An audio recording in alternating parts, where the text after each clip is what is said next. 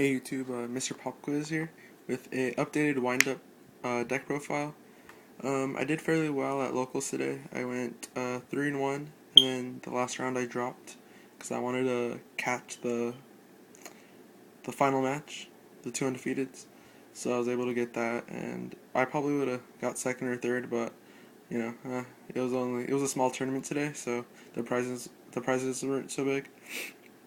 But it did fairly well. I lost to the guy who ended up winning, and so I wasn't too, I'm not too sour about that. Round 1, I beat Heretics. Round 2, I beat Chaos.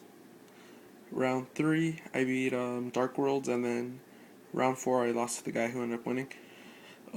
I made some key changes to the deck, and I think that, especially at my locals where there's a lot of like Chaos Dragons and Heroes and stuff that I usually play, so I kind of or a lot of OTK decks and Swarm decks. So I kind of changed it a little to fit that playstyle, or to counter that playstyle, and just try to, spam out my Exceeds and loop and whatnot. So here's the deck. It's 3 Tour Guides, Sangan, Hunter, 2 Magician, 3 Shark, 3 Rat, 3 Rabbit. So my wind up parts, the same still. A change I did make was I was running 1 Spirit Reaper, 1 Snowman Eater, but I switched to Snowman. I took out the Snowman and put in the Spirit Reaper for my side deck, so I'm running 2 Spirit Reapers. And I actually like the 2 Reapers a lot better. I do still side in 1 Snowman that you'll see later, but Spirit Reaper, it helps stall, and that's, I like to stall until I make that big push. So Spirit Reaper's been putting in a lot of work. And then my final monster is Gorz. And then I run, for my spells, I run 2 Soul Takers. This card put in a lot, I prefer Smashing Ground, but the only reason I run this is because how he messes up so many cards by making them miss timing, and I think that's, what makes this card really good. 2 Forbidden Lance and Forbidden Chalice. The reason I play Lance is because, like I said in my last video, it saves my monsters from bottomless, or, if I don't need to get over something. So, it's offense. It's like the best. I think it's the best, one of the most versatile cards, because you can play offensively and defensively. And then I play the Chalice just for effects that mostly activate during the battle phase, like Raikou, or Morphing Jar, or, stuff like that, or if I need to get over something. Then I play 2 Space Typhoons, then Heavy, Dark Hole, Reborn, Avarice, Book, 1 Factory, and 1 Instant Fusion. So that's it for the spells, basic spell lineup for wind-ups. Then for the traps, I run the Psalm Brigade, 2 Bottomless, 1 D-Prison. D-Prison's good. It's a little slow, but, it's good because your opponents really don't expect it most of the time. So that's why I like it for the surprise factor. The 1 Torrential. Torrential's good, but probably the biggest problems the deck I have problems with, is usually like Chaos Dragons, and this card does nothing against them. They go like Pulsar, and if you Torrential, they just get their field right back, and you just minus yourself a lot. So Torrential's good just against certain decks. So that's why I just run the 1.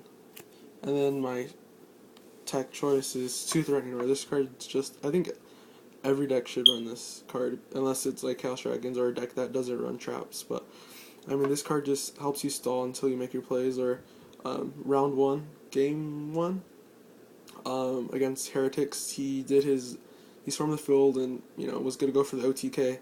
Then I Threatening Roared, and he was like, okay, and then next turn I top deck the Dark Hole. So this card just saves you. That's all it does. It's like your Guardian Angel. You can never dead draw this card because it's never dead, and that's why I love this card. That's it for the main. It's 42 cards. For the side, I run 1 Snowman Eater. The card's just good. I run 2 Kaikus for any kind of Chaos variant deck. Then I run 2 Veilers.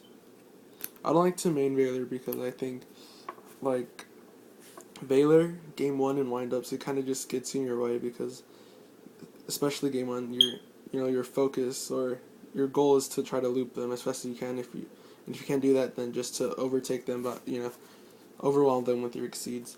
And I think Veiler just gets in the way of that. I mean, it's good games 2 and 3, but game 1, I don't feel like you need Veiler and windups.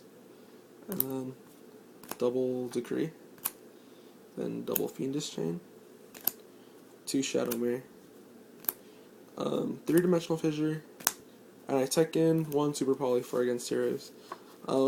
Super Poly feels a good card against heroes. I mean, you can, minus yourself pretty bad if you don't use it at the right time, but, you just gotta know when to use it. Because if you use it too early and then they have their own Super Poly, I mean, just mind yourself. And then the Absolute Zero for the Super Poly. I have a lot of water targets, so that's why I run that. The Instant Fusion target, 3 Zen Mighties, of course. Zenmains, Levier, Tempo, Leviathan, Giga Brilliant, Acid Golem, Utopia, Maestro, Adrius, and Tiras. So, I mean, nothing's really changed except for my main. I like the way this. Unfortunately, I kind of finally finished the way. I finally finished the deck the way I like it, but unfortunately, it's at the end of the format. So, I mean, once the ban list is released, if windups aren't hit too much besides Hunter, I'll definitely post an updated deck for the new format. I am going to post some, the final vids from locals, so look out for that. Hope you enjoyed the video. Please comment, rate, subscribe. Mr. Pop Quiz out.